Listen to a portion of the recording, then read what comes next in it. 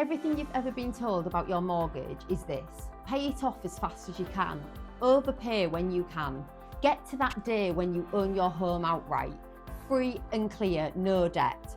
I'm going to tell you why my husband and I will never do that, why we'll likely never fully pay off our mortgage by choice, and why that decision, the one that sounds reckless, is quietly making us wealthier every single year. Stay with me, because by the end of this video, you might never look at your home the same way again. I'm Kayley, the Yorkshire Property Sourcer, and before anyone panics, I'm not about to tell you to run up credit cards or do anything risky. The opposite, actually. Here's where we start. From the day we're born, we're handed a script. Work hard at school, get the grades, get the job, buy a house, and then the big one: pay that house off as fast as humanly possibly, because debt is dangerous and a paid off home is the dream. It's such a deeply held belief that questioning it feels almost rude. Your parents believed it, their parents believed it, and for a long time it made sense. But I want to show you another way of looking at it. Not the only way, just the way we generally do things ourselves, and I'll let you make your own mind up. First, we have to clear the biggest misunderstanding in personal finance: the word debt. Because people use that one word to describe two completely different things. There's bad debt. This is borrowing to buy things that lose value or just disappear, putting a holiday on a credit card, financing a brand new car that's worthless the moment you drive it off the forecourt, buying clothes or gadgets on finance you can't really afford. That debt takes money out of your pocket every month and gives you nothing back. Avoid it, always. I completely agree with the traditional advice there.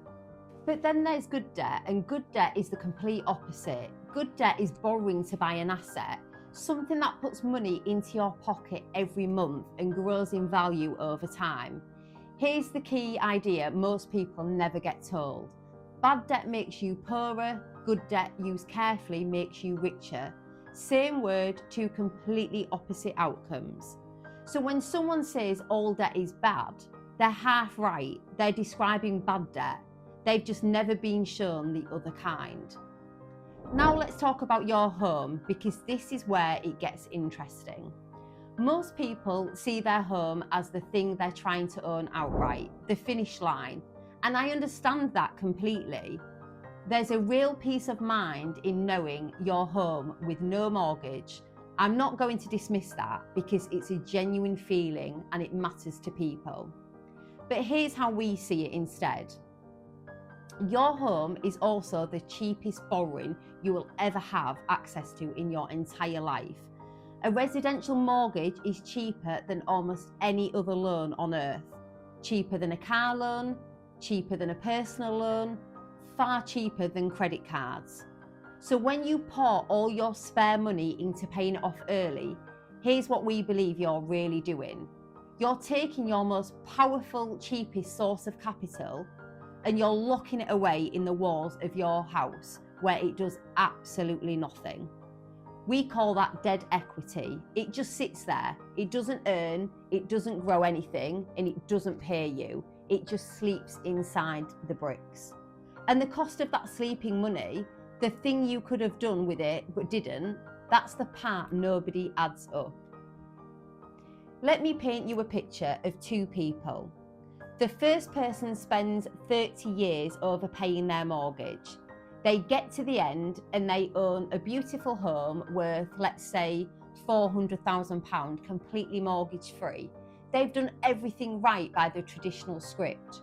One house, fully owned, lower monthly bills, and genuinely well done to them. That's an achievement. The second person owns the same £400,000 home, but they've kept a mortgage on it and they've used the difference to build something. By the end, they own the same home plus several more properties, all of them being paid off by other people, and all of them growing in value, all of them producing income. But both started in the same place. Both worked hard, but one chose to let their equity sleep and the other put it to work. Let me show you exactly how the second person did it with real numbers. Let's use an example, and to be clear, these are illustrative numbers to show you the mechanics, not anyone's actual figures. Imagine a home in York worth £400,000. There's a mortgage on it of £150,000, with about 15 years left to run.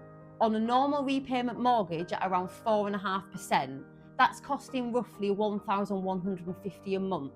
And the plan is simple: keep paying, and in 15 years it's gone. You'll own that £400,000 house outright.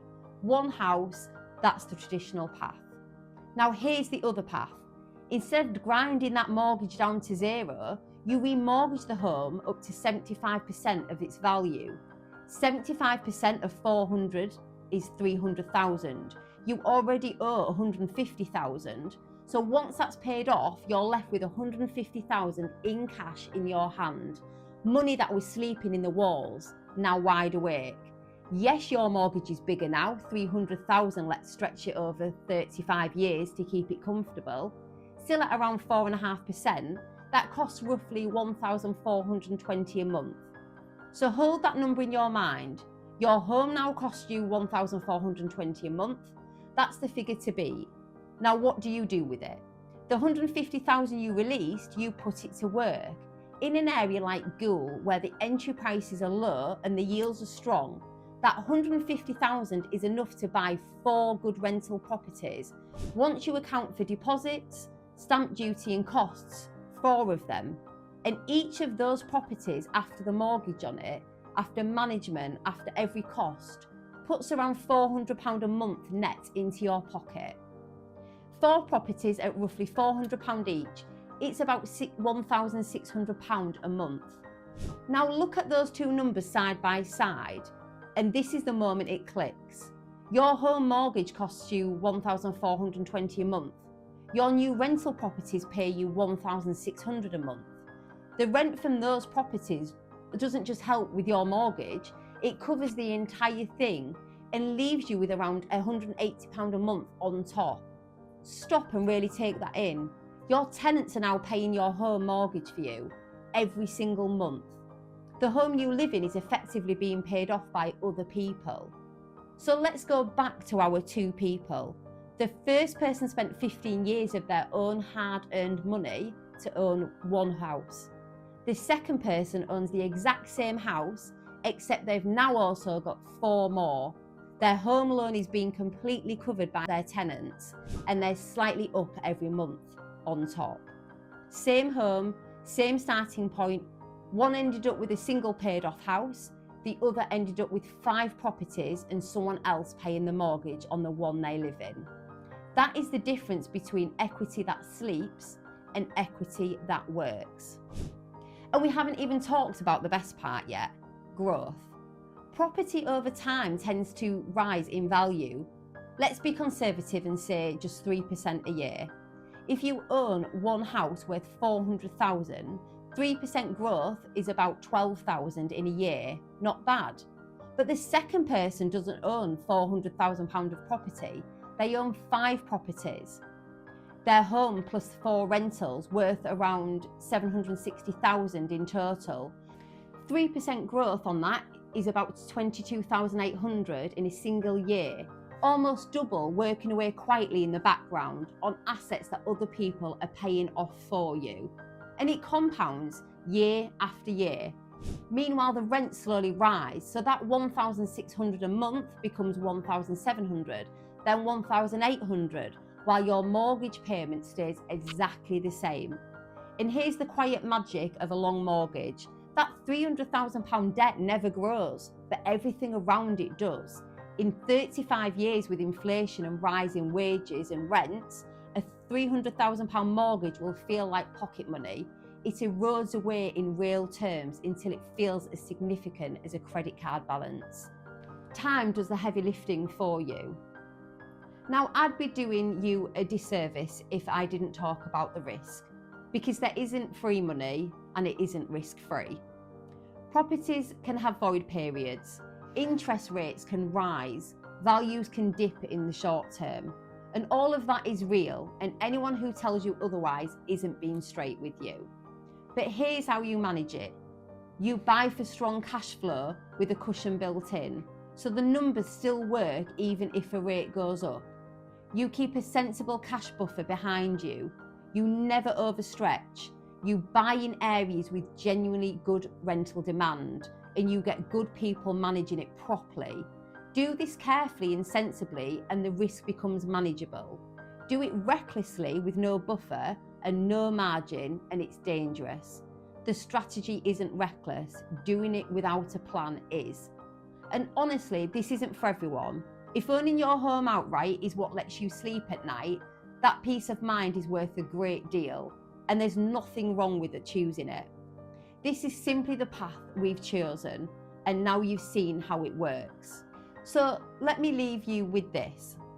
Your home might just be the most powerful financial tool you will ever own. Not because of the day you finally pay it off, but because of what that equity could be doing for you long before then. Most people will spend their whole lives slowly killing the cheapest, most useful debt they'll ever have, while their biggest asset sits there fast asleep. You don't have to. There's another way of looking at it, and now you've seen it. If you'd like to understand how we actually do this, how we find the kind of properties that make these numbers work, I've put together a free investor pack, and the link is in the description below. And if this video changed how you think about your mortgage, even a little, drop the word Yorkshire in the comments. I'd genuinely love to know. This is Kayley, the Yorkshire Property Sourcer, helping you invest in property the right way. I'll see you in the next video.